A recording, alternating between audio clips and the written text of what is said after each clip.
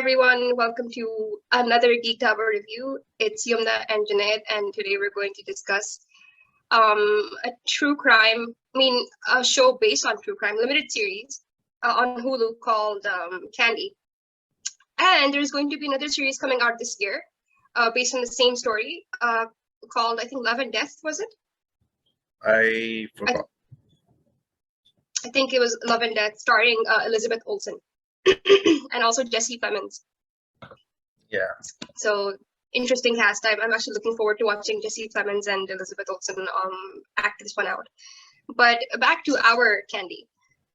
I think what drew me to it was, I think, Jessica Biel. And when I saw the trailer, I saw how it was like, like creepy, thrillery, someone killed someone in a small town in Texas, what's going on? That whole thing, it drew me in. And then it was 5 episodes. And I love so much that they just released every episode per day that week and got it over with. So we didn't have to like watch it over the span of 5 weeks.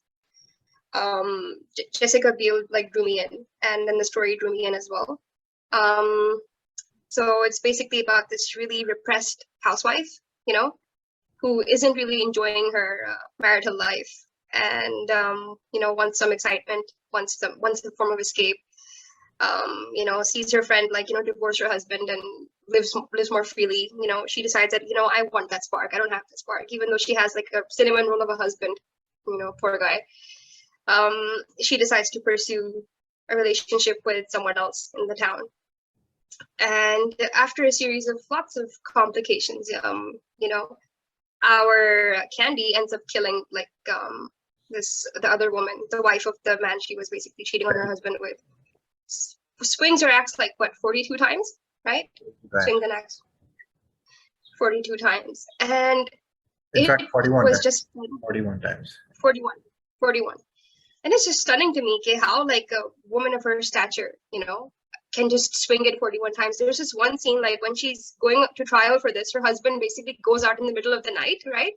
And he swings the axe 41 times just to see is his wife really capable of this? Him, a grown-ass, tall, well-built man, he got tired doing it. And he kept thinking, it was in his doubts. And I basically did not look into the story because a friend told me that go into this without finding out what the actual story was, just watch it for what it is. So I had no idea that in the end she would just walk away scot-free, and she did. I think she had a really good lawyer. I thought he was a goof, if I'm being very honest with you. The way they showed him, a total farig, mujhe banda lag raha tha ye. But the angle that he went with, he straight up just got the thrill out of it. He's like, you know what, Candace Montgomery did kill, what was her name? Betty Gore. Betty. Betty Gore. G-O-R. Betty Gore.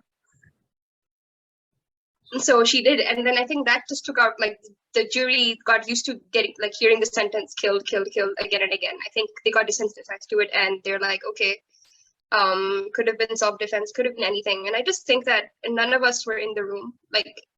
Even if this is a true, crime case, we don't really know what happened inside that room. Did the wife ever find out they were actually having an affair? Or did she just go on a rampage and just kill her, for her, because she realized that her thrill is slipping away, her escape is slipping away? We still don't know at this point what really happened in that room. We just have evidence, It was a true story though, because everything was true. I don't know the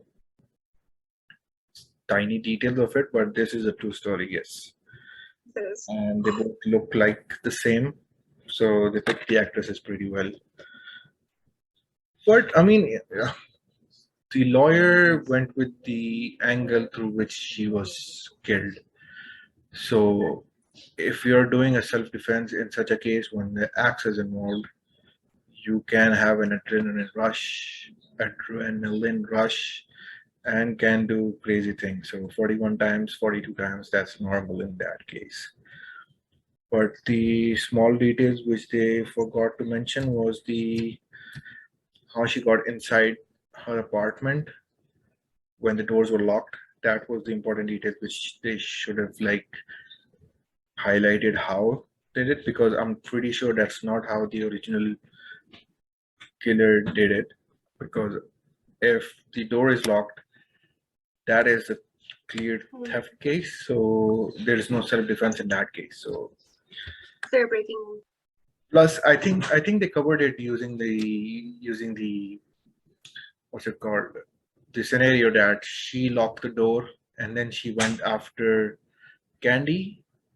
But these are small details. These can be like ignored, I think. But I still think that okay, they can forego self-defense, but that woman like left a baby in there, Junaid, for at least I think 10 hours, 8 to 10 hours, at least maybe even longer. So had her husband not decided to check in on her through someone else, that baby could also have ended up dying. You know? If she took it, that was pretty clear that okay, she knew the baby was there and she took it. If she left the baby behind, that means that she just did what she wanted, she had to do for self-defense, and she just ran out because she was afraid of what will happen. And I mean, if she went for the baby and then she took the baby, because at the Yeah. start they didn't go with the self-defense angle. At the start they went with that we don't know who did it. But after the lawyer said, okay, you're caught in this case and this we cannot see it going any other way, then they went with the self-defense angle. So the picking the baby and taking the baby with them, that was a major risk. And I mean, if I was the one who killed her, I wouldn't take the baby either. So I mean, not saying I will kill someone. Just saying. Yeah, I know, but yeah, like if you had the hypothetical mind of a serial killer, but I would like what I'm trying to say is that's the whole point. Like someone who has tendencies of being a killer, they say that they lack a lot of empathy or they lack emotion, right? And I feel like Candy was a sociopath or from the beginning. Like I felt like whatever emotions she did fake towards her husband or towards her kid, I don't think it was actual love. I think it was pretending to be love. Like this is my kid, so I have to love them. This is that other kid. I have to feel bad. Like they pretend to feel the way they feel because of societal conventions that they've already been. They realize, okay, as a mom, you're supposed to be loving. As a wife, you're supposed to be loving, but you don't actually feel those emotions. And I felt like it wasn't. Whatever she did was just for show. Okay, people appreciate her. People, like validate her. Okay, oh yeah, she's a very caring woman. She's very responsible. I don't think she lacked a lot of emotion. Like you could sense it. Like you never really saw her have actual feelings for anything. I think she just wanted some sort of dopamine hit, and what's his face? What's his name? Al Gore was giving it to her. From my perception, from my understanding. No, from my perspective, it's just that she was in the wrong group with the wrong surroundings, and it was a group with rich people who don't give a damn what happens in reality, and they just want their status to be up top, and they show off such things. So to keep up to that level, she had to do this stuff, and which led her to being ignorant with her husband and kids. That's what I think.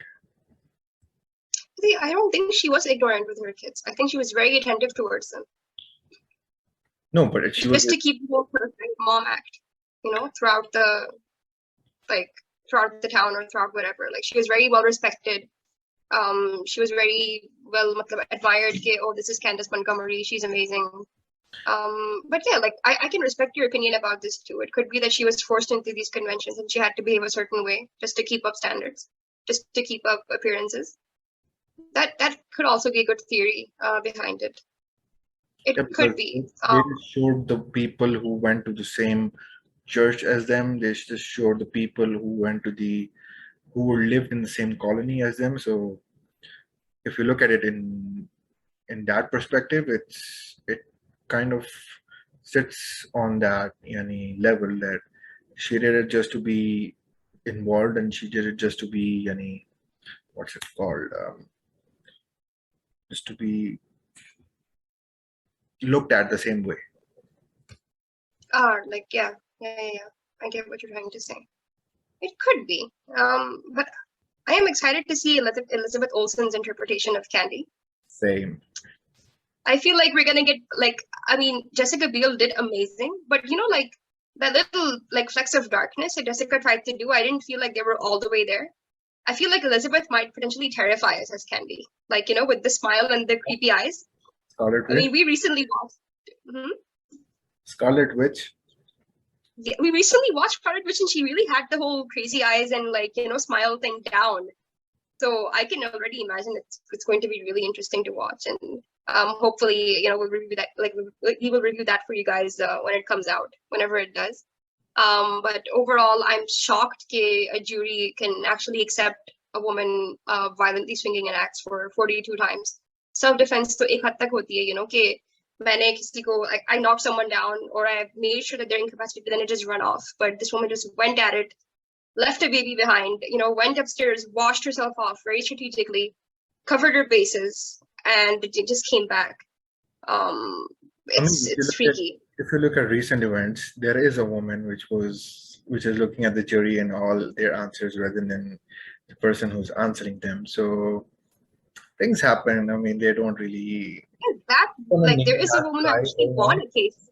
But people know it. Like there's a woman who actually won a case, like presenting it to the jury, won it like in the UK. So stuff is going on, and like this just makes me think that there was another case. I don't remember which country it was, but there was a man who like assaulted a girl, and the girl took him to court for it, and the jury just let him go.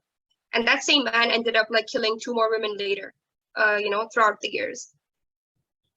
So at some point, what is it like? Should we be more evidence focused, or should we be more focused on the story and the narrative behind it? It's a really vague line, because it's a very complex question, because evidence can also be, what's the word, doctored, faked.